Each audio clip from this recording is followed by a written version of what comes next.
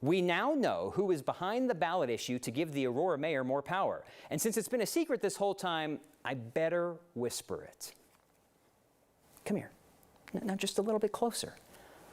It's the current Aurora mayor. Mike Kaufman admitted to me today he's the one behind the effort to give the next mayor more power. Oh, by the way, he's running for re-election. What was your involvement in getting this on the ballot? No, I was involved early on. And with that, Aurora Mayor Mike Kaufman said what he's avoided saying for months. He's behind this petition that collected enough signatures to ask voters to give him more power. Why were you avoiding transparency? Well, I just think that it's, in hindsight, who knows, but I felt that it's not about transparency. It was about, to me, it wasn't an issue until it made the ballot. This is what made the ballot, and what Aurora voters were asked to put their signature on. The ballot issue would reduce term limits from 3 4-year terms to 2 4-year terms, but more importantly, would change Aurora to a mayor-council form of government and give the mayor much more power.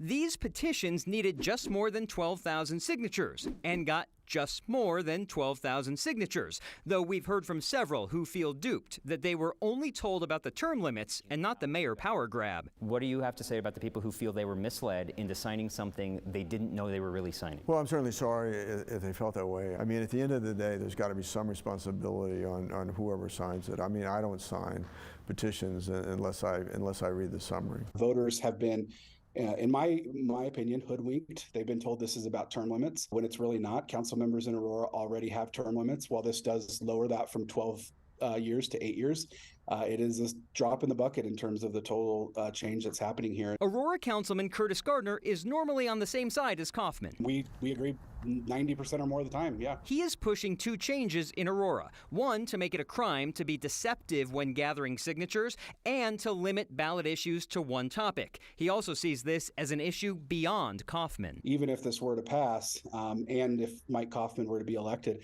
a day is going to come where he will be term limited, and it will be somebody else in that role. And so voters really need to decide and look past the next 4 years and say, is this what we want for the future of our city beyond the individual who sits in that seat today? Who's behind this? Who's spending money? Certainly I've contributed, and there are others, entities that have contributed, and that will show up on August 5th. How much have you contributed? No, I'm not going to say. We're going to know in a week. That's strategy, I'm not going to say. How? If it's going to be on a document in a week, what's it matter? No. At the end of the interview, I tried one more time. Okay, more or less than $10,000? No. No.